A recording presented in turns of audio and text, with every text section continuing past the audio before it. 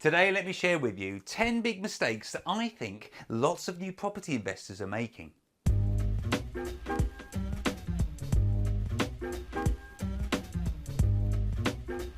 Hi, my name's Tony Law from Your First Four Houses, and my channel is all about helping you achieve financial freedom through property. If this is your first time here, be sure to subscribe to the channel and click the bell notification icon so you don't miss out on any of the free content that I give you each and every week. So, in preparing for this video, I had a list of about, well, it's nearly 50 different mistakes that I think new property investors tend to make when they're just starting out. But I'm not going to put you through that list. I've trimmed it all the way down to just 10 big mistakes that I think new property investors tend to make. So let's get started. The first one is not knowing your investment objectives before you start investing. Are you looking for cash flow today? Are you looking for long-term capital growth? Are you looking for a mixture of both? You need to decide what your investment objectives are before buying investment property number one, and you then look for properties that align with that investment objective. Next one, waiting for the perfect property to come along. I am so guilty of this. That's what I started to do when I first started out. I had a bit of money to invest, and I was looking for something that was a perfect deal, and I found something that was really quite good. But it wasn't perfect, so I didn't do the deal. I let it go. 6 months then went by without me finding anything that compared with that. So don't make my mistake. Don't wait for that perfect deal to come along, because you might be waiting for some time. Along a similar vein, but on the other side, is don't become a motivated buyer. And by this, what I mean is sometimes people have a lump of money in the bank. They've realized that property investing is where they need to be, and they become a motivated buyer. They're looking to buy anything, frankly. That's not what you should be doing. Having the money in the bank is wonderful. It gives you an opportunity to go out there and take lots of action and find a really good property. Maybe not that perfect property as we were just talking about, but find a really good property. Then do the deal. Don't think that you've got to spend that money today. Next one, letting emotions overrule investment logic. You're never going to live, well, hopefully not, you're never going to live in this rental property. So I think that what you should be doing is using investment logic to decide whether you should buy that particular property. What do the numbers look like is the big thing, of course. But also look for other factors as well, and I've done videos on this kind of thing. Buy for investment logical reasons rather than emotion. Next one, doing insufficient due diligence. Now, I personally think I can now research any property in the UK in about 15 to 20 minutes. But it's taken me quite a long time to be able to do it in that shorter amount of time.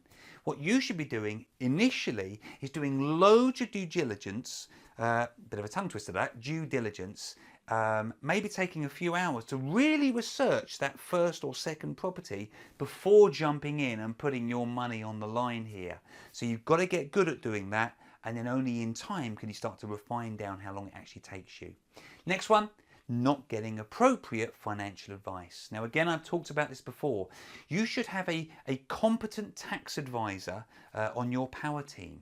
Somebody that you can phone up and he'll give you advice on how you should be buying that property. You need to have a competent independent mortgage broker that you should be speaking to. And he'll give you advice that's appropriate for your set of circumstances. And last but perhaps most important, you should have an accountant. Go and sit down, spend the money that it's required and get his financial advice.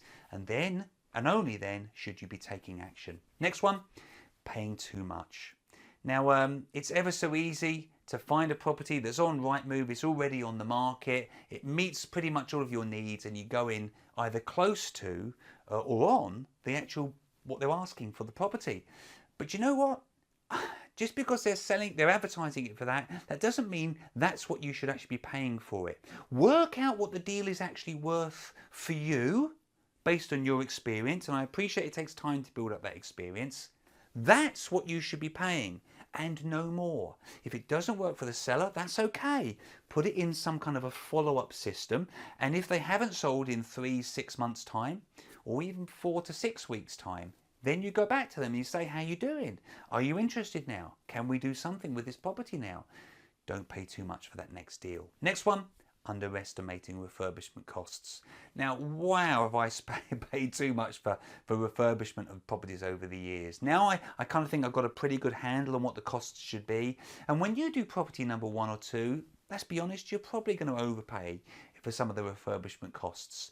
But note down all of the costs, all of your expenses in property number 1 and 2 and 3, and each time you do that next property you can go back over those costs and say, well, actually, what did it cost me to build that acoustic wall? What did that ensuite bathroom actually cost me? Let me look back at my figures. Next one, keeping up to date with rent rises. Now, I know that's a bit of an odd one, but when you start to build a bit of a portfolio and you've got a few properties and maybe you've had them for a few years, what you'll realise is that sometimes tenants keep very, very quiet because they know they're paying less than the market rent. They don't want to bother you.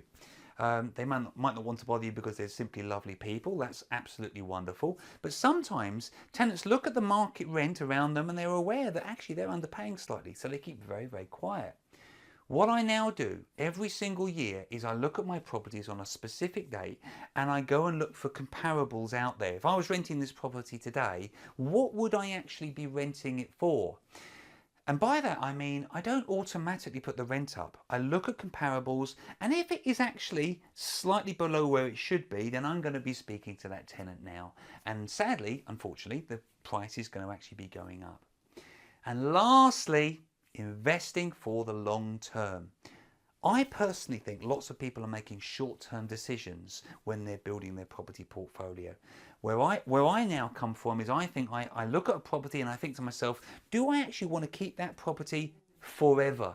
And if the answer is yes, then that's a really big tick in my book, and then I will probably be buying that property. I hope you found that helpful. For more tips and tricks like this, be sure to subscribe to my channel, but also make sure that you take away this 50-point checklist, because it will really help you the next time you want to buy an investment property. My name is Tony Law from Your First 4 Houses, and I look forward to seeing you in the next video.